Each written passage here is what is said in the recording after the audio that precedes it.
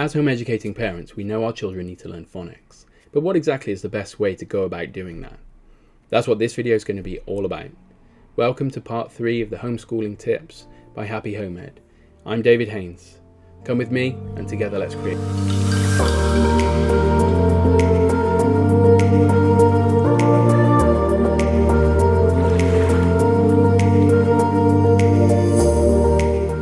As ever, if you're liking what we're doing, subscribe to our channel and hit the bell to get notified when we publish a new video, which is every Tuesday and Thursday.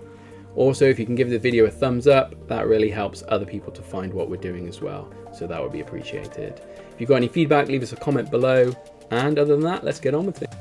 So here's a quick recap on where we're at. If you haven't seen the previous videos, please do go check them out. This is the Homeschooling Tips series. So we're currently on part 1 of the 3 fundamentals of reading, and that is phonics. Part 2 is blending, part 3 is sight words. Look out for those other videos separately on the channel. So let's get into part 1, phonics. A great way to help your children learn phonics is by using flashcards, something like these. These are good because they've got the letter, the phonic on one side, and then a picture as a reminder prompt on the other side. So this is Z for zip.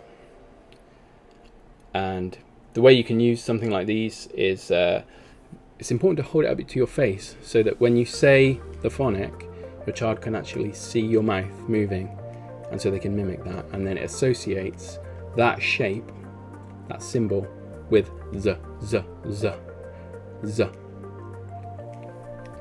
So when you're first starting, hold it up and go Z, and then they just repeat, and then as you go along, go through the cards, hold it up, see if they can say it. And a good way to reveal if they've got it right or not is to show them the picture at the end. Zip. So these ones are Read Write Ink phonics cards, come in packs like these.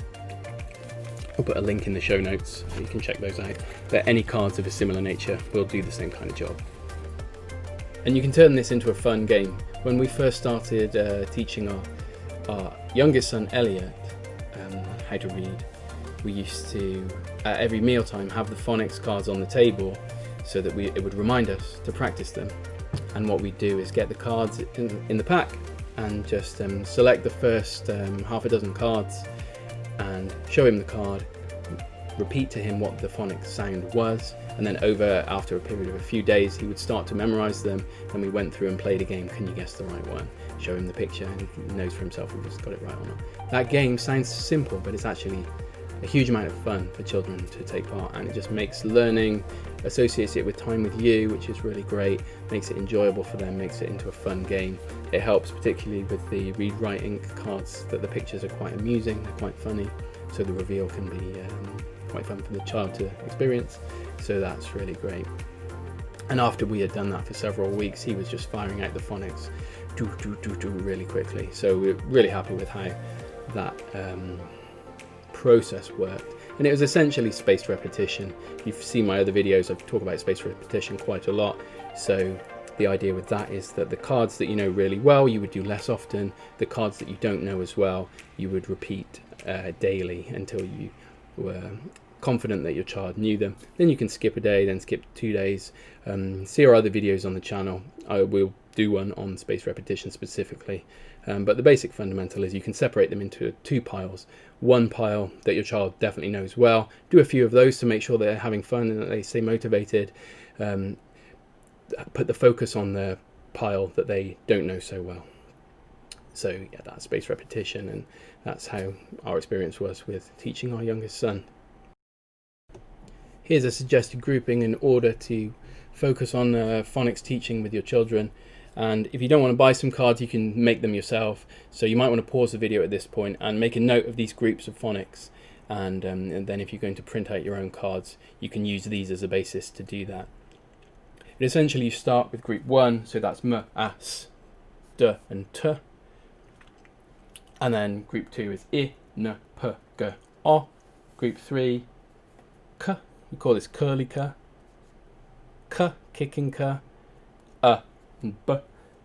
Group 4, F, E, L, H and Sh. Group 5 is R, J, V, Y and W. And group 6 is F, Z, Ch, Q, X. ng, and nk. So if you focus on working through, once they know 1, then you can move on to 2 while still incorporating 1, using the spaced repetition principles that we covered, and then onwards through the groups until they've learned all 6 of these. And then they'll be well on their way to mastering phonics. That brings us to the end of our first video on phonics as part of the homeschooling tips series. In the next video, we're going to cover some apps that you can use, our top 3 in fact, that will help turbocharge your child's reading and phonics education skills. So if you're liking what we're doing, subscribe to the channel, hit the bell to get notified when we publish another video, which will be every Tuesday and Thursday. Give the video a thumbs up to help other people find it, and stay tuned for more videos coming up in whatever app you're watching this in.